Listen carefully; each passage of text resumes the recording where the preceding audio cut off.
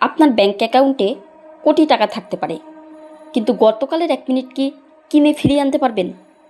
পারবেন না। আপনাকে যদি বলা হয় 5 মিনিটের জন্য আপনি এই দৃশ্যটি দেখেন, আপনি কি বলতে পারবেন যে আমি মনোযোগ দিয়ে অবশ্যই দেখতে পারবো? পৃথিবীর সবচেয়ে দামি সম্পদ সময় এবং মনোযোগ। আমরা সবাই দিনে 24 ঘন্টা সময় পাই। ধনী গরিব, সফল ব্যর্থ সবাই সমান সময় পাই। তবুও কেউ জীবনে অসাধারণ সফল হয়, আবার কেউ একই জায়গায় থেকে যায়। পার্থক্যটা কোথায়?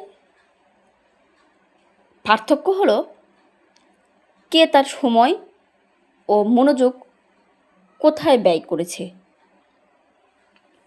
আজকের পৃথিবীতে সবচেয়ে বড় যুদ্ধ অস্ত্রর নয়, মনোযোগের।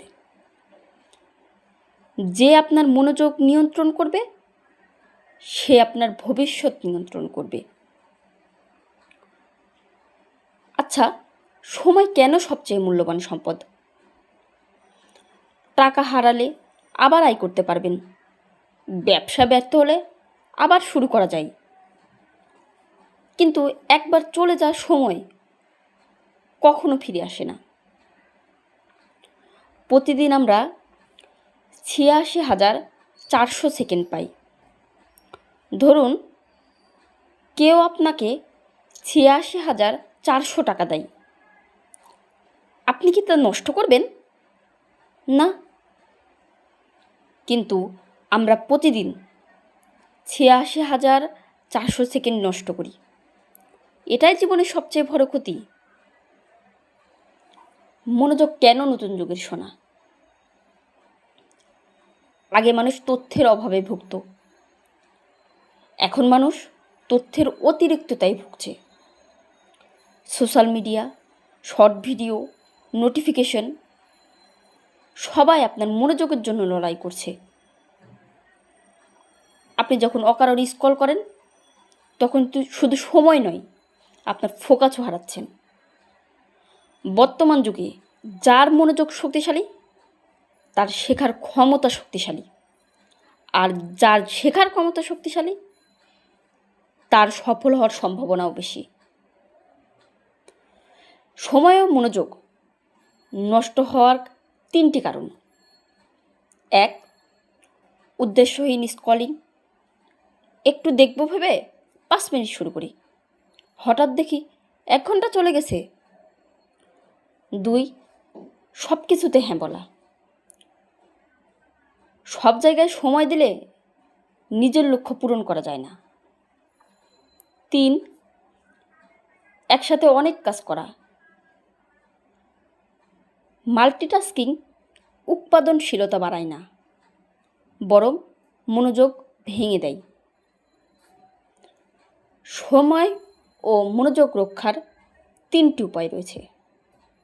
1, প্রতিদিন লক্ষ্য লিখুন। দিন শুরু হওয়ার আগে 3টি গুরুত্বপূর্ণ কাজ ঠিক করুন। 2, নোটিফিকেশন কমান। প্রয়োজন ছাড়া সব অ্যাপসের নোটিফিকেশন বন্ধ রাখুন। 3, নির্দিষ্ট সময় ফোকাস করুন। 25 থেকে 45 মিনিট শুধুমাত্র একটি কাজ করুন। এই অভ্যাস আপনার জীবনে বিশাল পরিবর্তন আনতে পারে। একদিন আপনি বুঝবেন আপনার জীবনের সবচেয়ে বড় ক্ষতি টাকা হারানো ছিল না, বরং সময় ও মনোযোগ হারানো ছিল। কারণ টাকা আবার আসতে পারে, কিন্তু চলে যাওয়ার সময় আর কখনো ফিরে আসে না। আজ থেকে সিদ্ধান্ত নিন, আপনি আপনার সময়কে মূল্য দিবেন, আপনি আপনার মনোযোগকে রক্ষা করবেন। কারণ সফল মানুষদের কাছে সময় ও মনোযোগই পৃথিবীর সবচেয়ে দামি সম্পদ। ধন্যবাদ।